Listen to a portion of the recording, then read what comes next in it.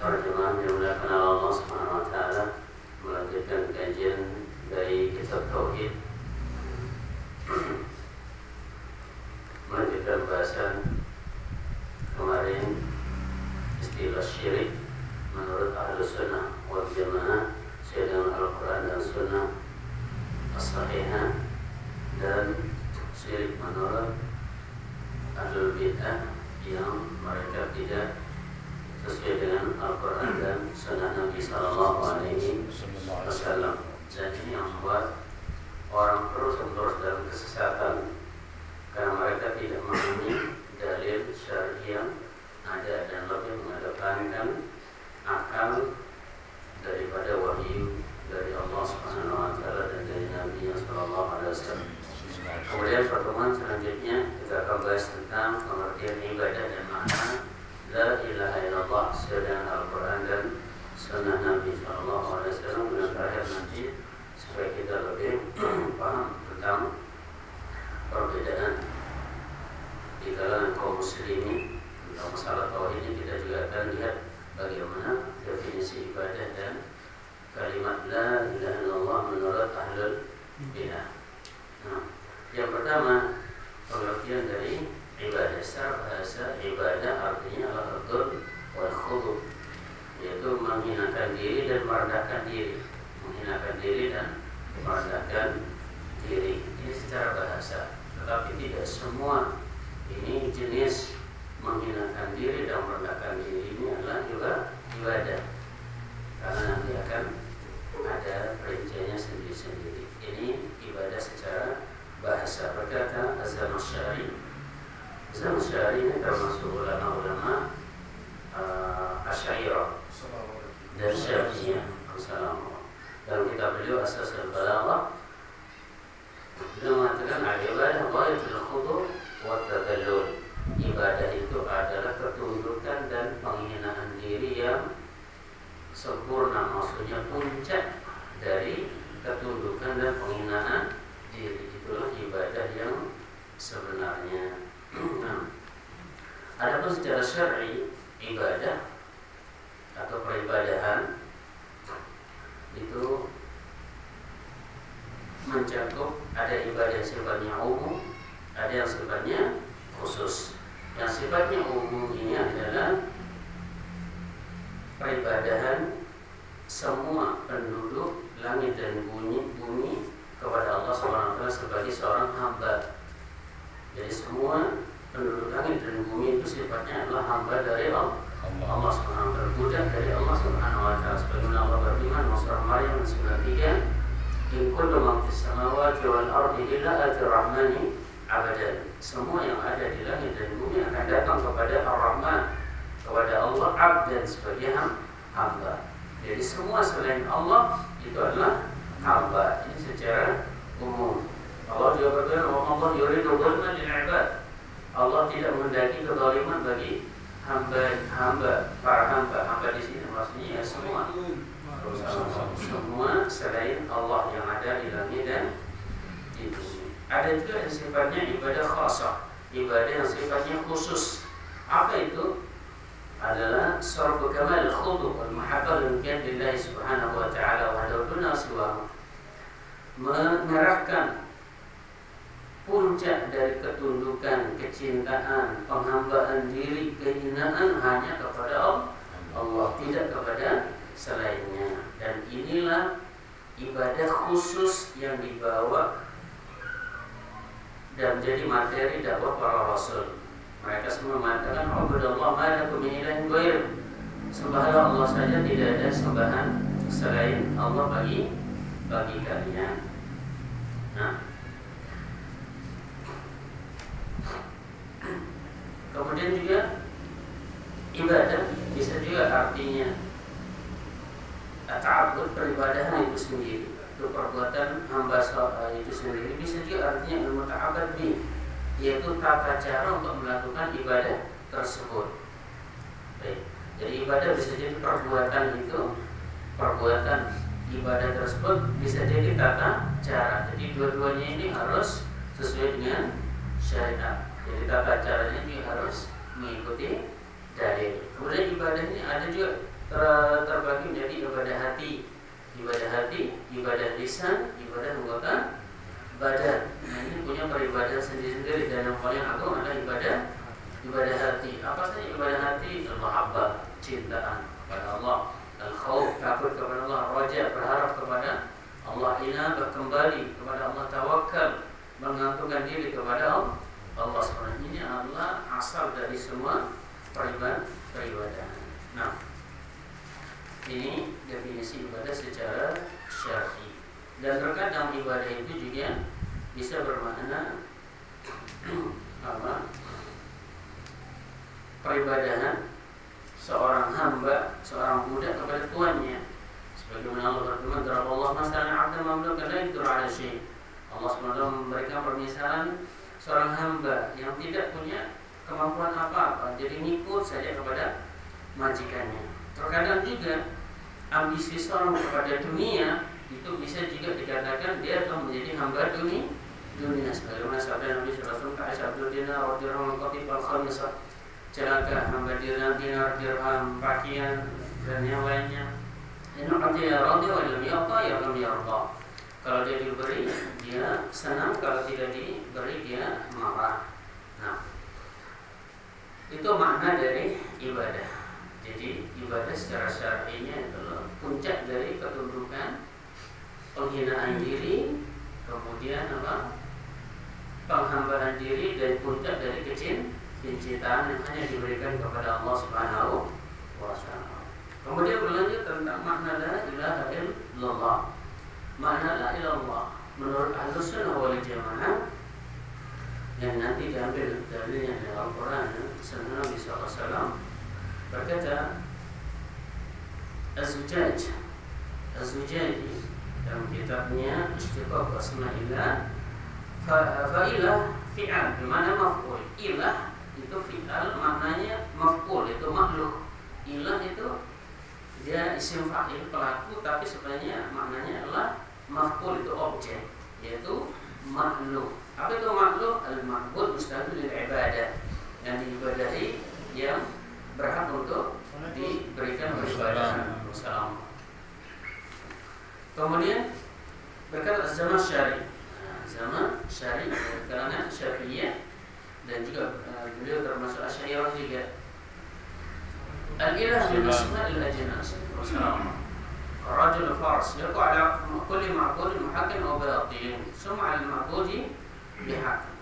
Zaman syari mengatakan ilah itu nama jenis, nama yang umum, seperti rajul itu kan laki-laki umum, bisa kecil, bisa besar, bisa bajang, bisa sudah tua, dan ilah di sini sesembahan itu ada yang hak, ada yang batil.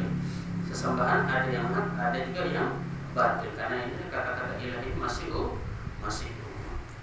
Nah, jadi intinya di sini ilah itu artinya adalah peribadahan atau ma'bud, yang diibadahi. Ini inti dari kata ilah. Sehingga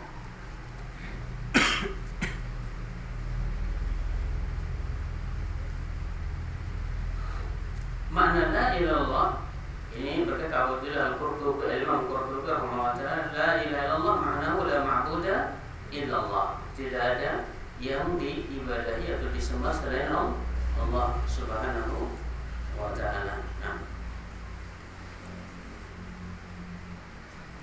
Al-Imam Qadada ketika menafsirkan firman Allah, wa qallati fis sama'i ilahu wa fil ardi ilahu wal hakimul alim. Dan Allah lah ilah yang ada di langit dan ilah yang ada di bumi. Qal yu'badu fis sama'i wal ardi, maksudnya dialah yang disembah di langit dan di bumi. Jadi ilah itu artinya sesembahan atau yang diibadahi. Nah, sehingga kemudian di sini juga Imam Syafani juga ini memberikan pendapat seperti itu. Ay maklum ma'bud. Imam Syafani ulama Syafi'iyah beliau mengatakan ilah itu adalah ma'bud, makhluk yang disembah. Nah, kemudian dalilnya makna ilah itu adalah sembahan atau peribadahan. Karena nanti menurut ahlul bidah beda lagi ilahnya. Sehingga nanti ketika ada Allah, jangan heran mereka hanya mengatakan tidak ada Tuhan selain Allah SWT. Tapi dalil bahwasanya ilah itu artinya sembahan atau yang diibadahi. Yang pertama Allah SWT dalam surah An-Nahl ayat 36. Walaqad ba'atsna fi kulli ummatin rasulan an i'budallah wa ijtanibut taghut. Sungguh kami utus di setiap umat seorang rasul an i'budallah, agar mereka beribadah hanya kepada Allah, wa ijtanibu at-taghut, dan menghindari taghut. Di sini an i'budallah, supaya mereka menyembah Allah, itu makna ilah di sini. Kemudian tidak cukup sampai itu, Pak, wa ijtanibu taghut, dan hindarkan taghut. Apa itu taghut? Semua yang disembah selain Allah. Berarti ilah di sana artinya adalah sesembahan atau yang diibadahi. Kemudian Allah juga berfirman, "Wa umiru illa liya'budullah mukhlishina lahuddin hunafa illa liya'budullah," kecuali agar mereka beribadah kepada Allah mukhlisin, memurnikan ibadah itu jangan dicampur dengan kesyirikan kepada Allah Subhanahu wa ta'ala. Dan Allah juga berfirman, "Wa'budullaha ma lakum min ilahin ghairuh." Sembahlah Allah, tidak ada ilah selain Allah. Sembahlah Allah, tidak ada ilah selain Allah. Berarti ilah di sana maksudnya apa? Tidak ada sesembahan. Berarti ilah itu artinya sesembahan atau yang diibadahi. Kemudian juga ini juga keadaan kaum musyrikin di Mekah yang mereka bermusuhan dengan Nabi SAW, dengan para nabi sebelumnya juga. Ini bukan karena mereka ini tidak mau mengakui Allah sebagai Tuhan, sebagai penguasa alam semesta, pencipta, bukan. Tapi karena mereka tidak mau merealisasikan la ilaha illallah. Allah berfirman dalam surah As-Saff ayat 35, "Innahum kanu idza qila la ilaha illallah yastaghfirun." Mereka ini kalau diucapkan kepada mereka la ilaha illallah, tidak ada sembahan selain Allah, yastaghfirun, mereka sombong. Nah, ini Wahabi. Kemudian juga yang ketiga, yang lebih jelas lagi, Allah berfirman dalam surah Al-A'raf ayat 138 tentang kisah kaumnya Nabi Musa. "Wa jawazna bani Israil bahra fa'atau 'ala qaumin ya'kufuna 'ala asnamin lahum." Ketika mereka melewati Laut Merah itu, Bani Israil melewati Laut Merah, mereka mendapati sekelompok orang yang sedang iktikaf di patung. Kalau ya Musa, patung ini adalah patung tuan guru mereka, Bani Israil. Ada sekelompok orang. Ini datang Bani Israil setelah lewat Laut Merah, kemudian Fir'aun diundang. Kalau ya Musa, ij'alna ilahan kama lahum alihah. Wahai Musa, buatkan kita sesembahan ini, tempat kita beribadah ini sebagaimana mereka punya sesembahan. Kalau innakum qaumun tajhalun, kamu samakan kalian ini orang yang tidak paham tauhid. Kalian ini orang yang tidak paham tauhid. Baik, sekarang patung itu siapa yang menciptakan? Patung itu siapa yang menciptakan? Manusia. Paham nggak kalau yang menciptakan patung itu manusia? Paham? Paham nggak mereka? Paham, jelas ini buatan manusia. Tapi patung tuan gurunya, berarti ada apa di situ?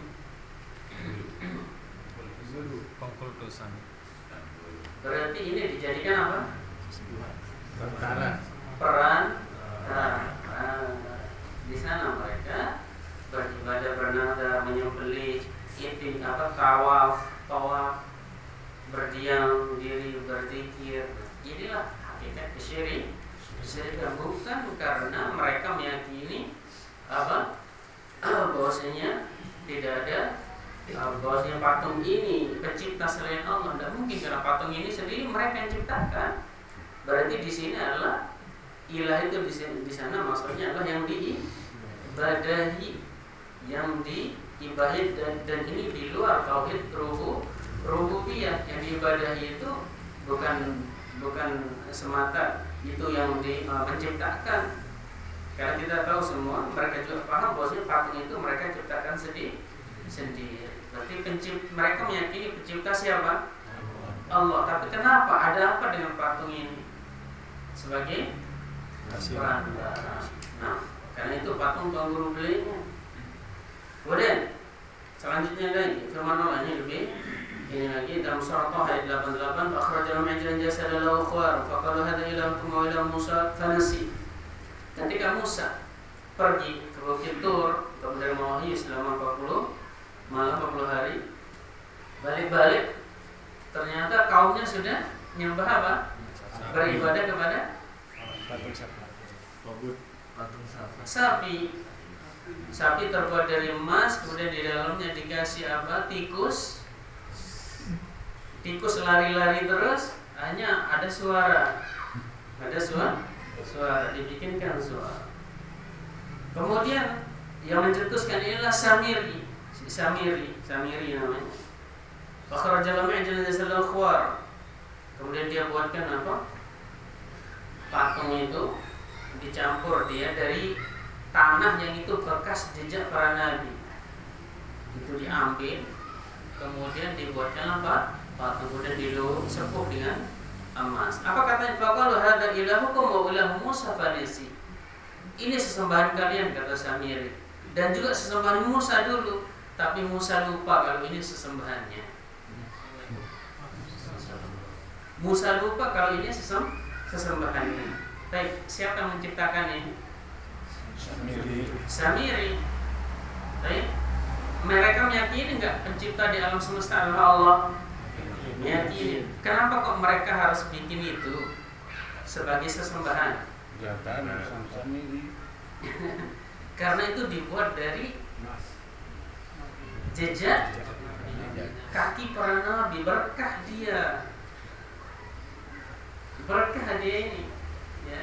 Sehingga kita nanti kalau di sini kita minta taruh sesajen apa, dikabulkan doa kita langsung kepada Allah dan perantara mereka.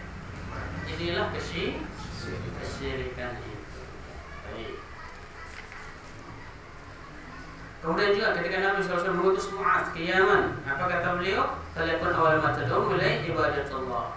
Dalam riwayat yang lain, Nabi mengatakan, hendaklah yang pertama kali engkau doakan adalah ibadatullah, beribadah hanya kepada Allah Subhanahu wa ta'ala. Baik, orang-orang Yaman waktu itu mereka punya agama apa enggak? Punya agama? Punya mereka ke agama Al-Masih, agamanya yang di Isa. Tapi mereka sudah luntur, banyak berbuat syirik sehingga dikembalikan oleh Nabi SAW lewat sahabatnya ini dakwahi mereka supaya beribadah hanya kepada Allah SWT. Nah, ini juga pentingnya apa? Ini kaum muslimin terus berdakwah tauhid, karena lambat laun agama ini akan hilang, tauhid ini juga akan hilang. Sehingga di penghujung 100 tahun Allah akan mengutus lagi ada ulama untuk mengembalikan tauhid ini. Begitu terus. Setelah itu akan luntur. Kenapa luntur? Kenapa bisa luntur?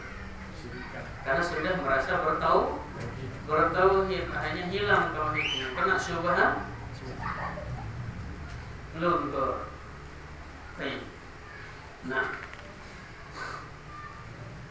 kemudian juga ketika Nabi SAW menerangkan tentang Islam, dia ditanya oleh Jibril, yang Islam ta'budallaha wa la tusyriku bihi syai'an. Islam itu engkau beribadah hanya kepada Allah dan tidak menyekutukan Allah sedikit. Baik. Nah, jadi apa makna la ilaha illallah tadi?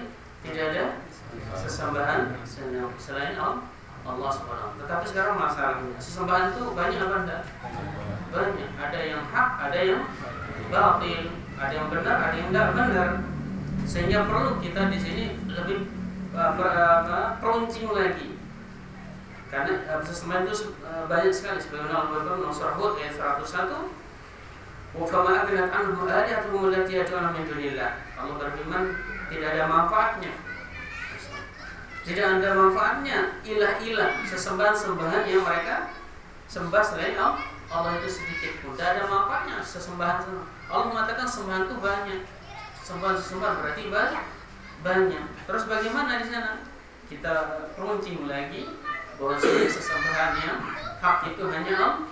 Sebagaimana dalam surah Al-Hajj 62, dzalika bi anna Allah wal haq wa anna ma yad'una min dunihi wal batil. Yang demikian itu adalah Allah, karena Allah itu adalah yang hak diibadahi dan selainnya adalah batil. Sehingga makna la ilaha illallah secara komplit, secara sempurna berdasarkan dalil dari Al-Quran dan Sunnah adalah la ma'buda haqqun atau bihaqqin illallah. Tidak ada sesembahan yang hak selain Allah, atau tidak ada yang diibadahi yang hak selain Allah. Inilah makna la ilaha illallah yang sesuai dengan Al-Quran dan Sunnah Nabi sallallahu alaihi wasallam. Baik.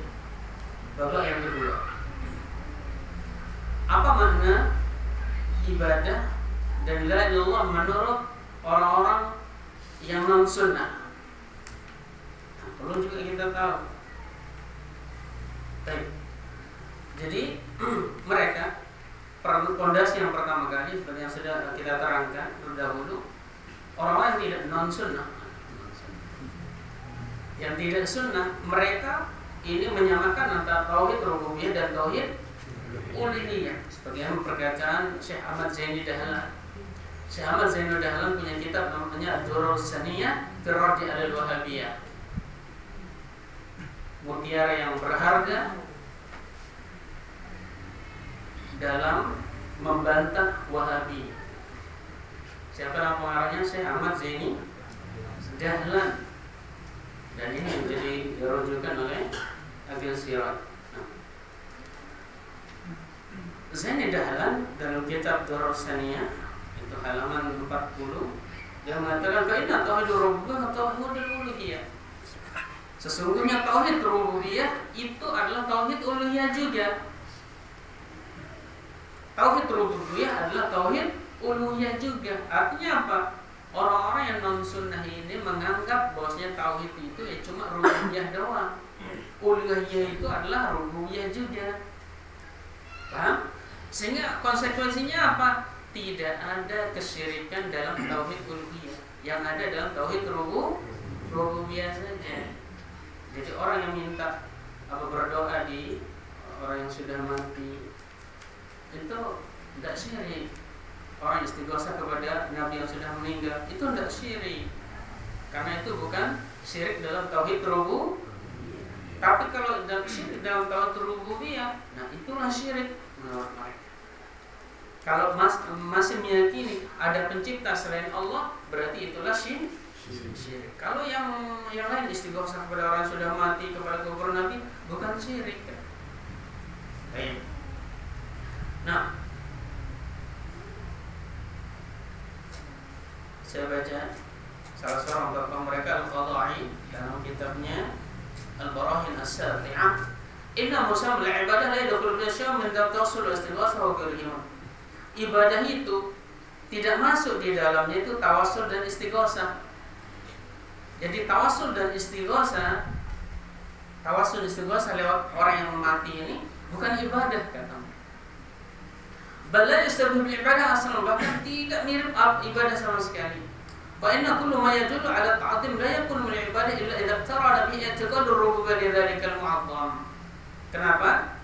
Karena pengagungan, semua bentuk pengagungan itu bukan dikatakan ibadah kecuali kalau dia meyakini kalau yang diagungkan itu punya hak-hak rububiyah seperti hak mencipta, mengatur alam semesta, memberi rezeki. Jadi apa yang antum pahami dari sini perkataannya? Ya namanya syirik itu adalah hanya dalam rububiyah. Padahal inti dari dakwah para rasul adalah tauhid uluhiyah ini. Kalau rububiyah semua manusia sudah mengakui bahwasanya Allah sebagai pencipta alam semesta. Walan sallallahu khalaqahum la yaqulun. Nah, kalau kalian tanya kepada mereka siapa menciptakan mereka semua menciptakan, menjawab Allah Subhanahu wa ta'ala. Baik.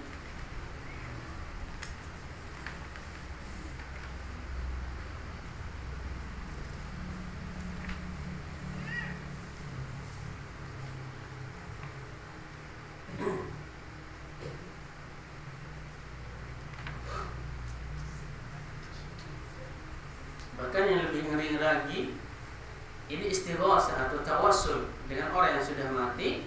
Menurut mereka ini adalah inti dari tauhid. Inti dari, saya bacakan salah seorang tokoh mereka, Yusuf An-Nabhani. Yusuf An-Nabhani, dia mengatakan i'lam anna jami'al muslimin az-zair al-mustaqilin bi'ibadillah sallallahu wa la siyama al-anbiya wal mursalin khususan sayyidum al-a'zam hum ma'a kamal ta'dhimihim li awliyaika as-sadat bi-ziyarat wal istighathah ya'lamun annahum min jumlati 'abidillah la yamlikun li anfusihim wa la yaghfirun min dunillahi dharran wa la naf'an. Yusuf An-Nabhani mengatakan, ketahuilah bahwasanya semua kaum muslimin yang ziarah ke makam-makam atau istighosah kepada orang yang sudah mati, istighosah kepada orang-orang yang soleh yang sudah mati, para nabi yang sudah mati, para rasul, terlebih ini Sayyidul Mursalin itu kepada kubur Nabi SAW. Mereka sendiri tahu bahwasanya mereka ini, kuburan wali-wali ini, itu adalah hamba Allah biasa.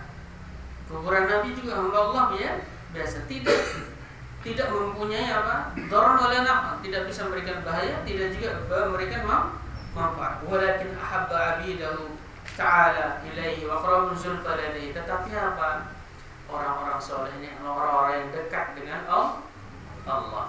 Oh subhanahu wa ta'ala wala siyama al-mursalin huwa sa'id bainahu wa bain khalqihi. Dan Allah sudah menjadikan mereka ini, para rasul dan para nabi ini, walaupun sudah mati, sebagai perantara antara dia dengan makhluknya. Jangan langsung minta kepada Allah, kurang ajar, banyak dosa. Harus ada perantara. Siapa perantaranya ini? Para nabi, para rasul dan orang-orang saleh sudah meninggal. Kemudian kata dia, fa idza alima dzalik ya'lamu yakin anna ta'dhimahu wa tawqirahu wa tawassul bihim ilayhi ta'ala fadlan qawli la yakhlu bi tauhid subhanahu wa ta'ala. Jika engkau paham masalah ini, mengagungkan para nabi yang sudah meninggal, orang soleh yang sudah meninggal, bertawassul kepada mereka, ini tidak merusak tauhid. Huwa min lubabit tauhid, bahkan itulah inti dari tauhid. Inti dari tauhid menurut mereka mendak sunnah ini apa?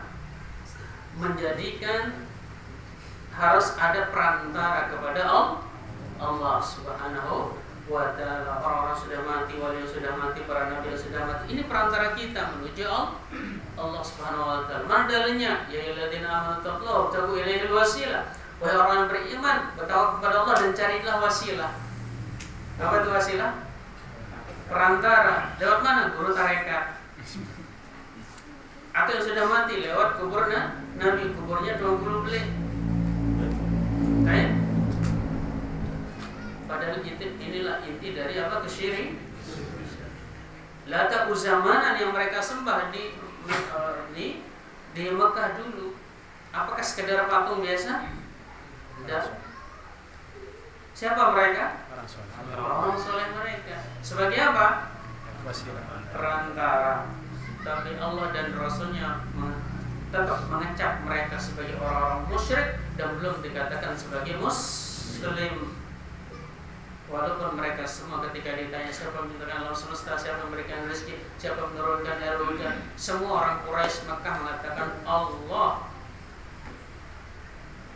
Tapi mereka belum dikatakan muslim selama belum meninggalkan penyembahan berhala. Orang-orang soleh ini sebagai perantara menuju Allah Subhanahu wa ta'ala.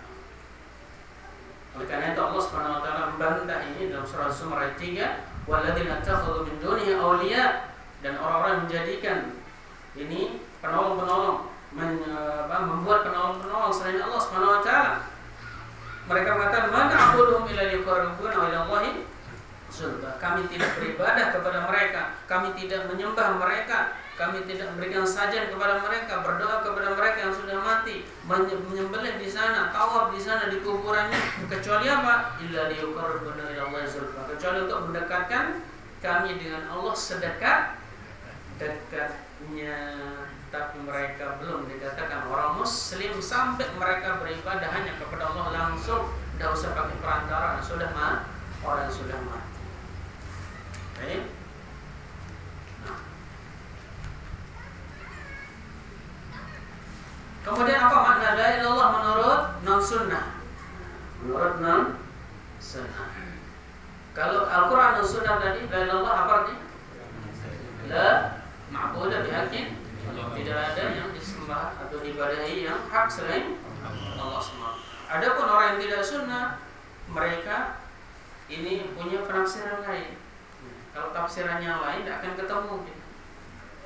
Nah, makanya di buku-buku agama Islam sejak SD, sejak TK sampai kuliah, la ilaha illallah selalu diartikan tidak ada Tuhan selain Allah Subhanahu wa taala.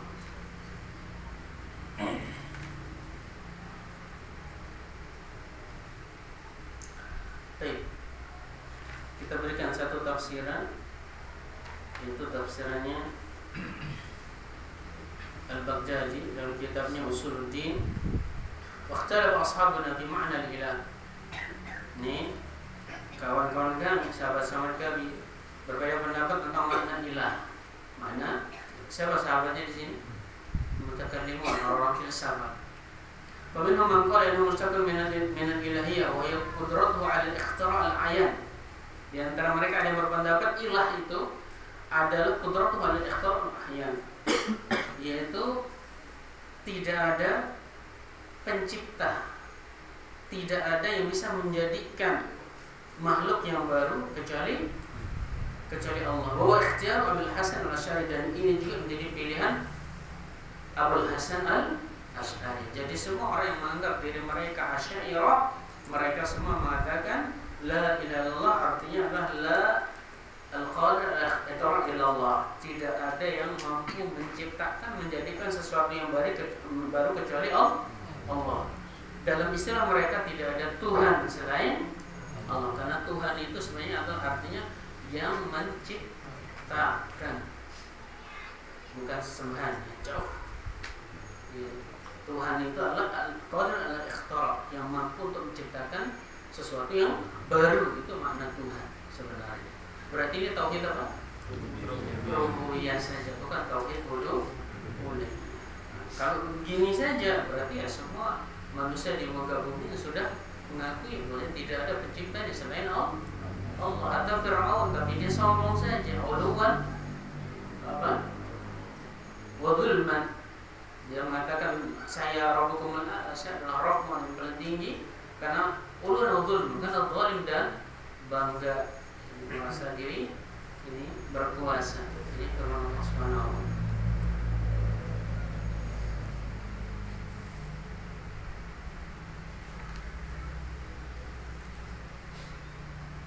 Dan ini juga pendapatnya dipegang oleh orang-orang Asy'ariyah seperti Fakhruddin Ar-Razi dan yang baik. Jadi ilah menurut mereka adalah qadir alal ikhtira'. Mana dalilnya? Mereka punya dalil. Dalilnya seperti tadi, kembali ke asal lagi, pondasi bahwasanya mereka tidak menetapkan adanya tauhid uluhiyah, yang ada cuma tauhid rububiyah. Nah, sekarang kalau antum ditanya, apa soal di kubur nanti? Marabbuka atau matilahuka? Siapa Rabbmu? Siapa penciptamu? Siapa pengasuhmu? Atau siapa sesembahanmu? Man Rabbuka? Apa arti Rabbuka? Siapa? Man Rabbuka? Apa arti Rabb? Pencipta, pemberi rezeki, itu arti Rabb. Pengatur alam semesta. Itu yang ditanya. Kenapa? Nah, berarti ini tauhid apa? Berarti kata mereka, berarti yang ditanya di alam kubur nanti sekedar tauhid rububiyah. Antum sudah capek-capek belajar tauhid uluhiyah, kemudian mengatakan ini syirik, itu syirik, tidak ada gunanya. Di alam kubur yang ditanya marab, bukan. Apa jawabannya? Ayo dong. Harus punya jawaban. Yang mana jawabannya?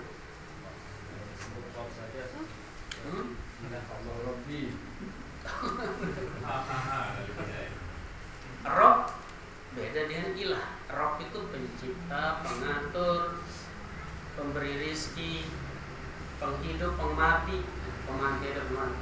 Itu namanya Rob. Kalau ilah baru Kenapa di alam kubur yang ditanya cuma merobuk, berarti tauhid apa ini? Tauhid rububiyah berarti tauhid uluhiyah itu tidak ada, itu cuma buatannya Wahabi aja. Apa jawabannya? Antum harus kuat dong. Aduh.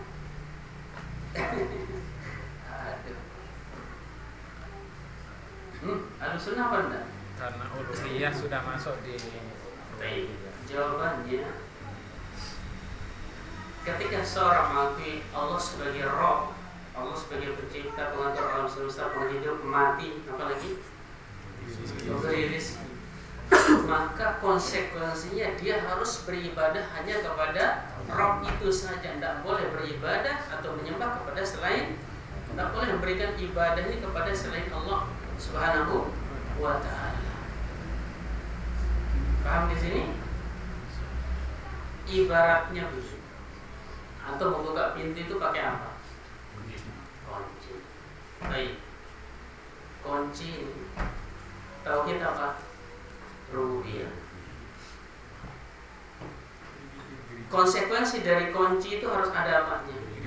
Geriginya, baru bisa kebuka. Geriginya itulah tauhid uluhiyah. Konsekuensi dari seorang mengatakan Rabb saya adalah Allah, konsekuensinya dia harus beribadah hanya kepada Allah. Berarti tauhid apa? Uluhiyah. Tidak mungkin Allah cuma mengatakan man rabbuka, kemudian orang yang minta-minta di kuburan, orang yang orang pintar dukun bisa menjawab Rabbi Allah. Tidak mungkin. Tidak mungkin dijawab oleh orang yang merusak kalimat la ilaha illallahnya di dunia. Tidak mungkin bisa dijawab oleh orang-orang yang berbuat syirik kepada Allah Subhanahu wa ta'ala. Mana dalilnya? Tauhid rububiyah itu mengharuskan dia menyembah hanya kepada Allah, tauhid uluhiyah.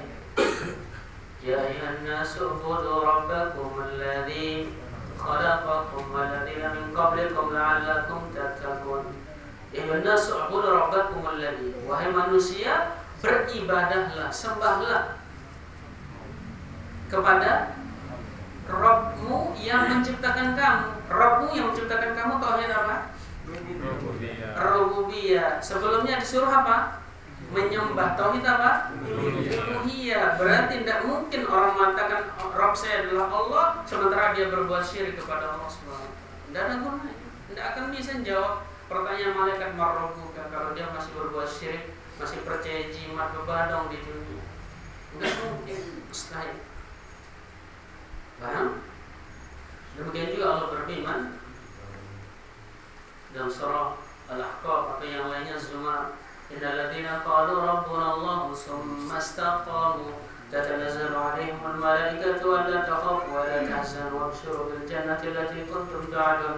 Dan orang yang mengatakan Rabb saya adalah Allah, kemudian dia istiqomah, maka akan turun malaikat menghibur dia, jangan sedih, jangan khawatir ketika dia akan meninggal dunia. Bahkan mereka dikuatkan dengan bil qauli tsabiti fil hayatid dunya bil akhirah, dengan ucapan yang kuat, yaitu ucapan apa?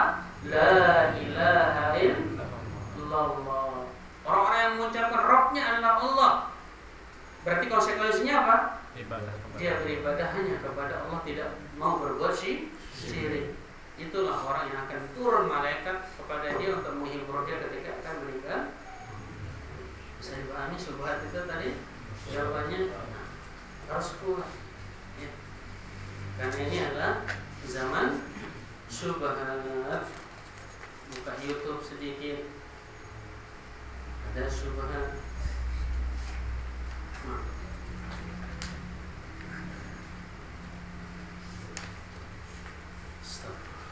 Nah, pada kali ini itu tafsir atau makna ibadah dan tafsir la ilaha illallah menurut Ahlussunnah, menurut Al-Quran dan Sunnah Nabi SAW, dan